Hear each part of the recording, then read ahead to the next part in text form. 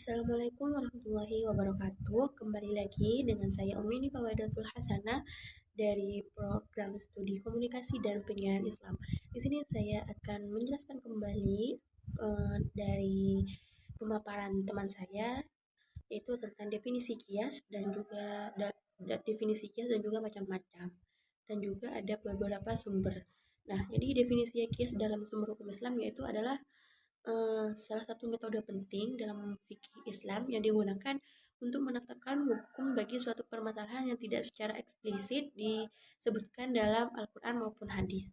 Nah, secara bahasa, kias itu berasal dari kata koyosa yang berarti mengukur atau menyamakan sesuatu dengan sesuatu yang lain. Nah, dalam konteks hukum Islam ini, kias berarti menarik analogi atau perbandingan hukum antara suatu kasus yang tidak diatur dengan suatu kasus yang sudah ada hukumnya.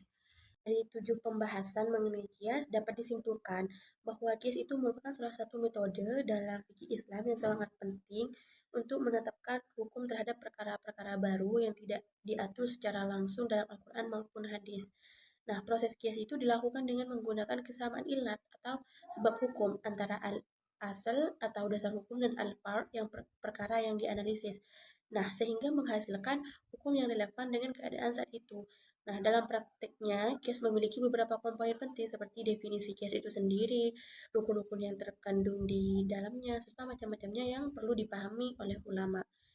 Rukun-rukun kias terdiri dari 4 elemen utama, yaitu al-asal, al-faro, al-ilat, dan hukumnya yang saling terkait untuk menjamin kesahihan penerapan hukum tersebut.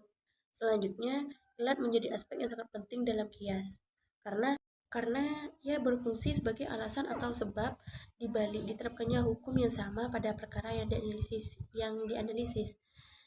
Jenis-jenis ilat dalam kias pun beragam seperti al-ilat al-mudaroh, ilat al-manfa'ah, dan ilat lainnya yang masing-masing itu berfungsi dalam konteks yang berbeda. Selain itu, syarat-syarat sahnya kias sebagai hujah juga harus dipenuhi, yaitu kesesuaian antara al-asal dan al-faro, serta relevansi ilat yang digunakan. Sebuah kias baru dapat diterima apabila memenuhi syarat-syarat tersebut sehingga hukum yang dihasilkan dapat diterima oleh umat Islam, dan pada akhirnya masalih al-ilah yaitu metode untuk mengidentifikasi ilat dalam kias menjadi elemen penting untuk memastikan kesamaan ilat yang digunakan relevan dan dapat dipertanggungjawabkan. Dengan demikian, kias sebagai metode ijtihad memberikan ruang bagi perkembangan hukum Islam untuk menjawab masalah-masalah baru yang sambil tetap menjaga prinsip-prinsip dasar syariat. Nah, pemahaman yang mendalam mengenai kias, ilat, dan masalih al-ilah memungkinkan ulama untuk merumuskan hukum yang tepat dan adil sesuai dengan kebutuhan zaman tanpa mengabaikan tujuan utama syariat Islam. Mungkin hanya itu yang dapat saya sampaikan.